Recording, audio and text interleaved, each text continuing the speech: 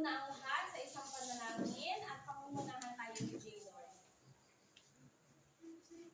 Miss, are you ready to pray? Yes, we are. Panginoon naming Diyos, patnubayan mo kami sa araw na ito. Patuloy mo kami gabayan upang lahat ng aming tutuloy ay aming magampanan. Tulungan mo po kami sa mga pasya na aming ginagawa. Pagpalain mo po ang aming mga guro sa aming sigaw ng tuturo. Pagpalain mo rin ang mga magulang namin sa patuloy na susuporta sa amin. Ang lahat ng ito ay ang sinasama sa ngalan ng aming Panginoon Jesus. Amen. Magandang umaga. Magandang umaga. Bago kayo umupo ay isaayos muna ng inyong upuan at siguraduhin na punutin ang mga kalat sa ilalim.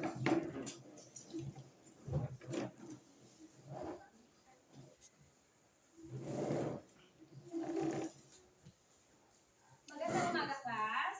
Magandang umaga po, ma'am. Kamusta kayong lahat? Okay lang naman. Masaya ba kayo sa naging resulta ng intrams? Opo. Sigurado? Opo. Okay, babawi kayo next year at sisiguraduhin nyo na mananalo na si Jolo sa athletics. Di ba, Jolo? Alright. Sino-sino ang mga lumiban sa klase? Wala po. Salamat naman at kumpleto kayo ngayon lahat. Noong nakaraan ay napag-aralan natin ang dalawang kabihasnan ng Greece, ang Minoans at Mycenaeans. Saan kaya matatagpuan ng Greece? Prince? Tama ba siya? Opo. Tama. Ang Greece ay matatagpuan sa timog silangang bahagi ng Europa. Ano naman kaya ang apat na pangkat ng Minoans? Ina?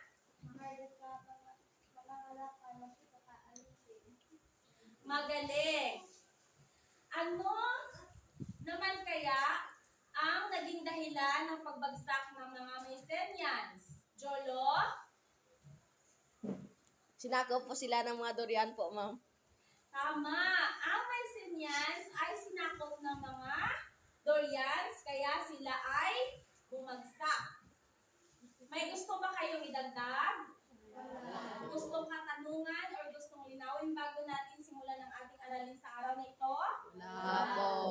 Kung gayon ay pupunta na tayo sa ating gawain bago natin buksan ng formal ang ating bagong aralin. May inihanda akong larawan ng mapa ng Greece. Gamit ang marker, sino ang makapagtuturo kung saan matatagpuan o ang lokasyon ng Athens?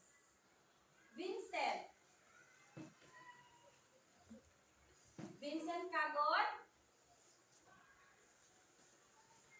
Bilugan lamang ang papel ng mapa kung saan matatagpuan ang Athens.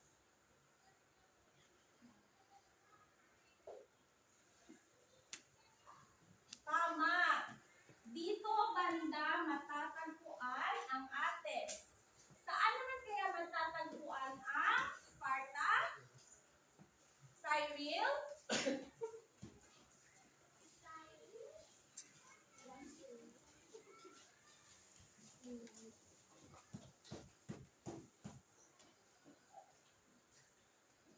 Magaling.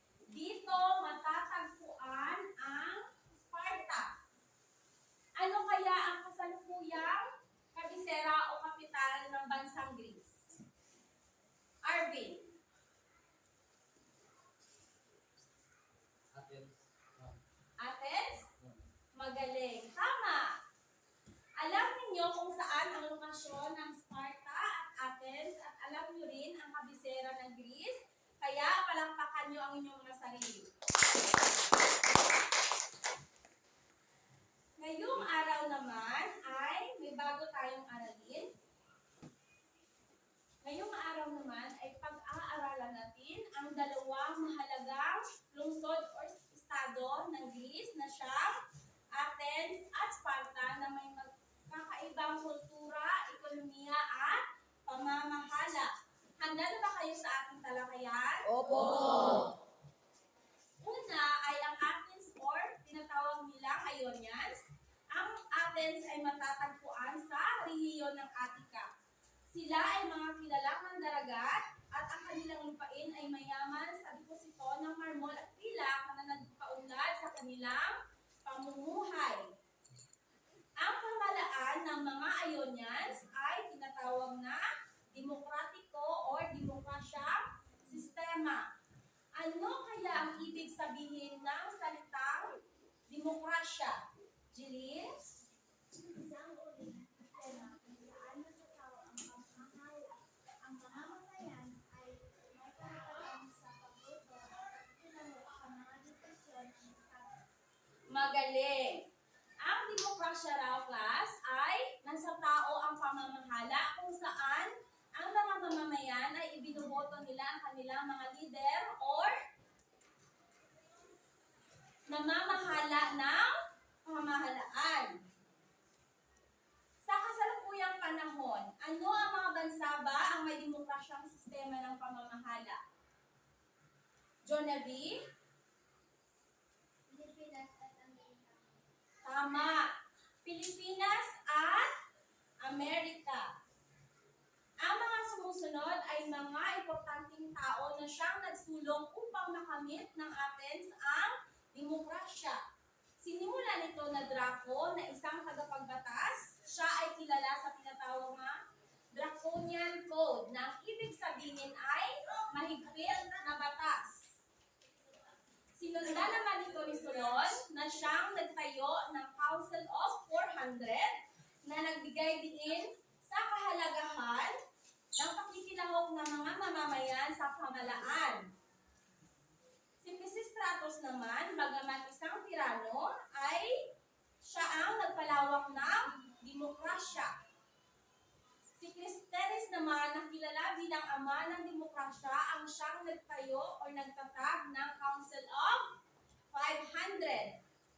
Pagkatapos ay si Pericles ang siyang nagtatag na tinatawag na Ecclesia or Assembly, kung saan ang lahat ng mamamayan ay may karapatang bumoto sa mga batas at desisyon ng pamahalaan. Ano-ano kaya ang bahagi ng lipunan? Mayroon ang Ionians na iyong nakikita sa ating screen. Pieces? Ionians, Metics, at Alipin, ma'am. Tama. Ang lipunan ng Ionians ay binubuo ng Ionians, Metics, at Alipin. Ang Ionians ay mga lalaki na ipinanganak sa Ionians na mga magulang o mga batang lalaki ipinanganak sa Athens. Pag sinabi namang Metics, ito ay mga dayuhang naninirahan sa Athens na walang karapatang bumoto. Pag sinabing dayuhan, Jane, anong ibig sabihin ng dayuhan? Foreigner or mga taong hindi ipinanganak sa Athens. Ang Metics naman, ang Alipin naman ay hindi malalaya at karaniwang nagtatrabaho para sa mga Ionians. Sila ang bumubuo ng malaking bahagi ng lakas paggawa sa lipunan. Ang edukasyon, class, sa Athens ay para sa lahat. At higit na binibigyan nila ng pansin ang sining at lahat ng uri nito. Ngayon ay dumako naman tayo sa Sparta o Dorians. Ang Sparta ay matatagpuan sa rehiyon ng Laconia sa timog na bahagi ng Greece sa isang lambak malapit sa bundok ng Taygetos. Ano-ano kaya ang pamumuhay ng mga Dorians? Dahil sa kaunti lamang ang mga lupain na angkop sa pagtatanim, kaya karamihan sa mga Dorians ay nangangalakal. So, ang mga Dorians class ay mga mangangalakal. Ang Sparta ay kilala bilang mandirigmang pulis. Ang kanilang lipunan ay nakabatay sa militar. Ang sistema ng kanilang pamahalaan ay tinatawag na oligarkiya. Pag sinabing oligarkiya, class, sa Sparta, ito ay pinamumunuan ng dalawang hari sa magkaibang dinastiya na may kapangyarihan na nakatuon sa militar at relihiyon. Sa kasalukuyang panahon, anong bansa ang anong oligarkiyang sistema ng pamamahala? Joshua? Tama. Saudi Arabia. Bakit kaya nasabi mo o nasabi ni Joshua na ang Saudi Arabia ay isang oligarkiyang pamamahala o sistema? Zaira? Ang bansa ay pinamumunuan ng mga dugong tao na nagpataguyod ng oligarkiyang pamamahala. Ang mga desisyon ay kadalasang nagmumula sa ilang membro ng pamilya at kanilang mga kalyado. Magaling. Ano naman kaya ang pinagkaiba ng monarkiya at oligarkiya? Sandali. Saan kayo nakakarinig o nakakita na ang reyna o hari ang siyang namamahala sa isang bansa? England? Europe? Spain? Finland. United Kingdom. Di ba monarkiya o monarchy ang tawag sa kanilang pamamahala? Ano kaya ang pinagkaiba ng monarkiya at oligarkiya? Francis? Kahit maliit sila at pinamunuan ng mga mahalika, ang monarkiya ay nakatuon sa pamumuno ng isang tao, habang ang oligarkiya ay nakabatay sa pamumuno ng isang maliliit na grupo. Magaling. Ayon kay Francis, ang monarkiya ay pinamumunuan lamang ng isang tao, samantala ang oligarkiya ay pinamumunuan ng dalawa hanggang isang maliit na grupo. Ano kaya ang lipunan ng Dorians? Ang Dorians ay binubuo ng ang nasa ibabaw ay Dorian, sinundan ito ng malalayang tao at ang Helots. Ang Dorians class ay mga lalaking ipinanganak sa Sparta na siyang may kapangyarihan o pangunahing tungkulin bilang mga tao ng lipunan o mamamayan at mandirigma. Samantala, ang malalayang tao naman ay mga dayuhang naninirahan sa Sparta na walang karapatang bumoto at walang karapatan ng isang mamamayan. Samantala, ang mga Helots naman ay mga alipin na nagmula sa mga teritoryo na sinakop ng Sparta. Sila ang nagbibigay ng pagkain at yaman sa lipunan ng Sparta sa pamamagitan ng pagtatrabaho sa kanilang mga lupain. Ang edukasyon naman sa Sparta ay para lamang sa ilan at binibigyan pansin nila ang pagiging militar kung saan ang mga batang lalaki ay nagsisimulang magsanay 7 hanggang 20 taon. Meron kayong tanong? Wala po. Ngayon ay hahatiin ko kayo sa 2 pangkat. Magbilang kayo ng 1 hanggang 2 at igrupo ninyo ang inyong mga sarili.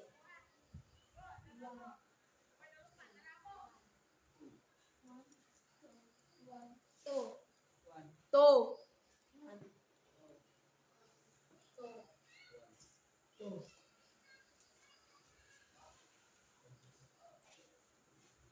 Igrupo niyo ang inyong mga sarili.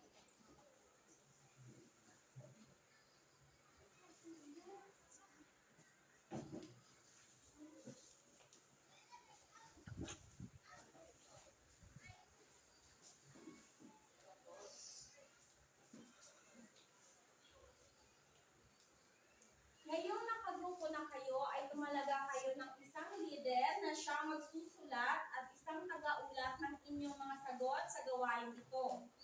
Gamit ang 2 pisara, sa kanan ay Sparta at sa kaliwa naman ay Athens, ay itala ninyo ang katangian ng bawat lungsod, estado.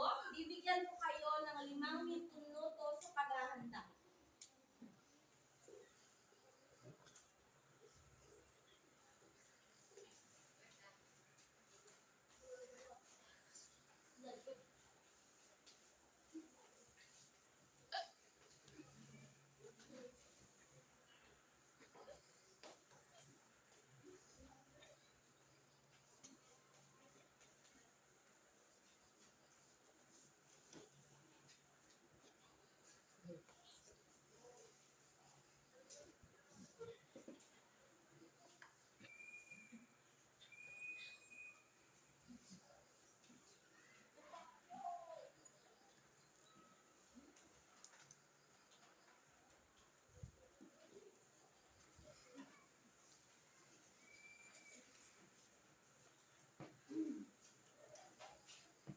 Siguraduhin nyo na lahat sa inyo ay magbibigay ng kasagutan. Hindi lamang ang inyong leader ang siyang magbibigay ng sagot.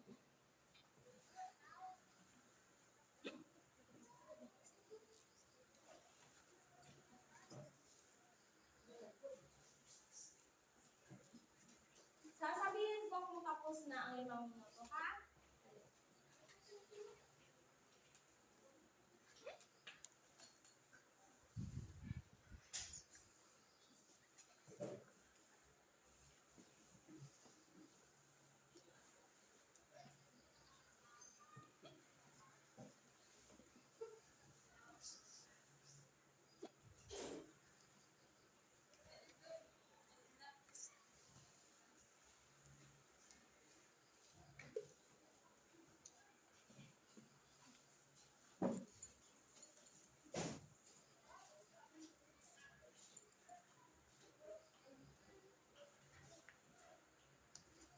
Kung handa na kayo, ay maaari nyo na isulat ang inyong mga kasagutan at iuulat ito ng inyong mga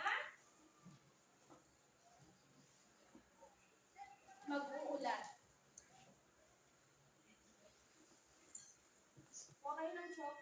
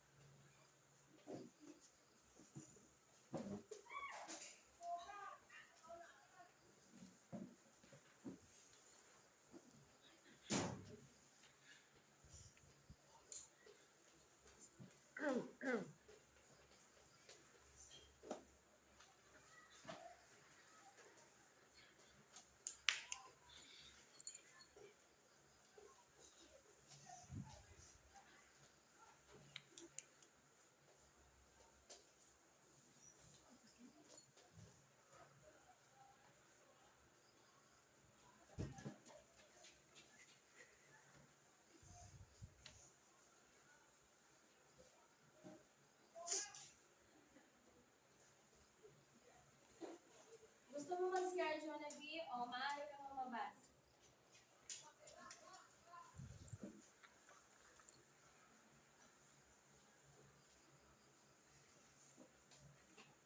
O Arvin, okay, maaari kang lumabas. Babalik agad ah.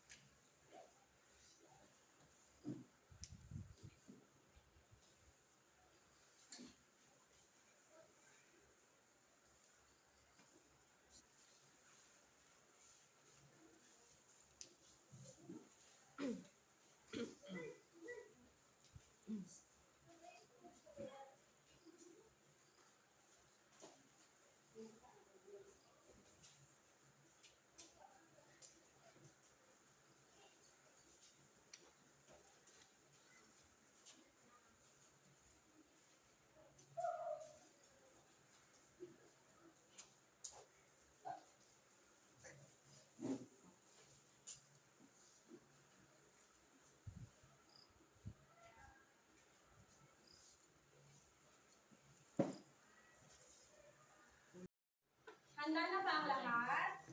Opo. Ngayon ay tunghayan natin ang pag-uulat ng unang grupo. Sparta. Ang lokasyon ng Sparta ay nasa Laconia. Ang kanilang pamumuhay ay mga galakad. At militarist ko sila. Mahigpit ang kanilang mga batas. Ang kanilang edukasyon ay para sa ilan lamang. Magaling. Bigyan natin ng 5 palakpak ang unang grupo. Yan.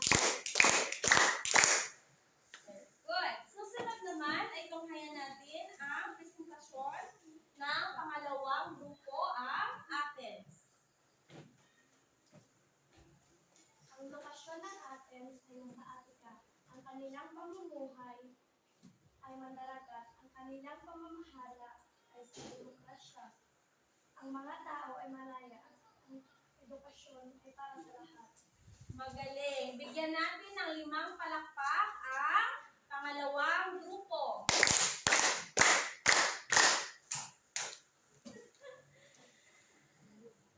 Nakikita natin ang katangian ng Athens at ang Sparta. Sa tingin niyo, class, ano kaya ang kanilang pagkakapareho? Pareho silang magaling. Tama. Pareho silang matatagpuan sa Greece. Pareho ang kanilang wika na ginagamit. Magaling. Sa kabuuan, ang ating aralin ay tungkol sa dalawang mahalagang kabyasnan o lungsod-estado ng Greece, ang Athens at Sparta, na kung saan ang Athens ay matatagpuan sa Attica at mandaragat ang pamumuhay ng mga tao. Ang kanilang pamamahala ay demokrasya at ang edukasyon ay para sa lahat. Ang Sparta naman ay matatagpuan sa Laconia. Kadalasan, ang pamumuhay nila ay pangangalakal at sila ay mahigpit at ang kanilang pamamahala ay oligarkiya na kung saan ang edukasyon ay para lamang sa ilan. Meron kayong tanong? Wala. Kung gayon ay kumuha kayo ng isang 4 na papel at sagutin ang mga sumusunod.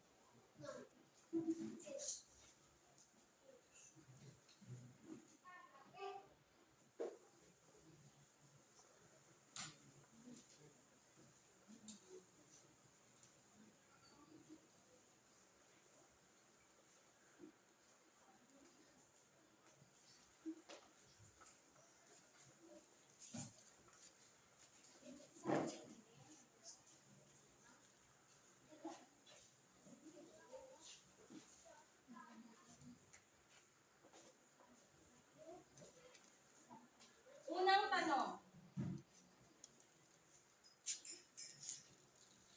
Saan matatagpuan ang Athens?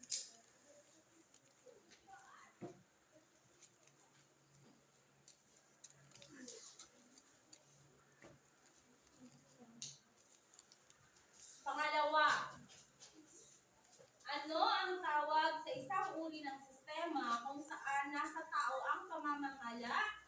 Ang mga mamamayan ay may karapatan sa pagboto at pakikilahok sa mga desisyon ng Estado. Pangatlo, sino ang kinikilalang ama ng demokrasya sa Athens at nagtatag ng Council of 500?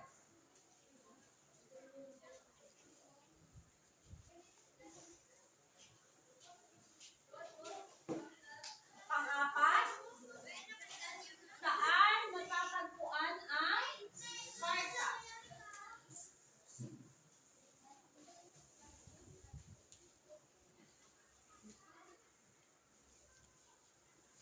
Panglima at katapusan, ano ang tawag sa sistema ng pamamahala sa Sparta kung saan pinamumunuan ito ng 2 hari at nakatuon ang kapangyarihan sa militar at rehiyon?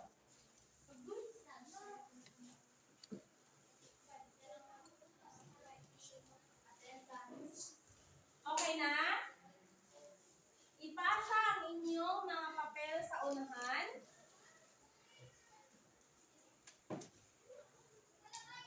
Sino kaya ang nakapag-perfect? Sure?